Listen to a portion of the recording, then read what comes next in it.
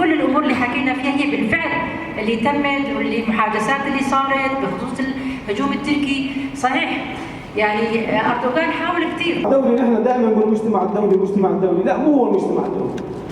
احنا نقول نتحدث عن 3 أقطاب. أمينة عمر، الرئيسة المشتركة لمجلس سوريا الديمقراطية. طبعا ضمن نشاطات مجلس سوريا الديمقراطية هو عقد ندوات للمثقفين على مستوى شمال وشرق سوريا. إلى الآن عقدنا 6 ندوات، 3 في أقليم الجزيرة، وأيضا ندوة في منبج، وندوة في الرقة، وندوة في كوباني. بقي لدينا ندوة في دير الزور ستحدث في المرحلة القادمة. طبعا الهدف الأساسي من هذه الندوات هو استهداف فئة المثقفين في مناطق شمال وشرق سوريا.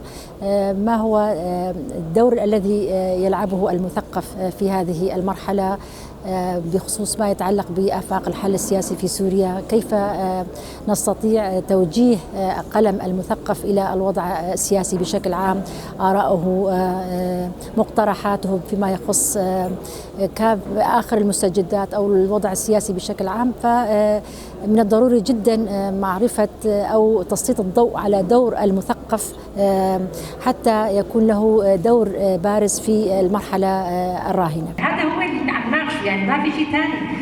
يعني كل المواضيع اللي نحن هلا بشوفوها على الإعلام هي مواضيع الساعة، نحن اللي عم نناقشها باستمرار.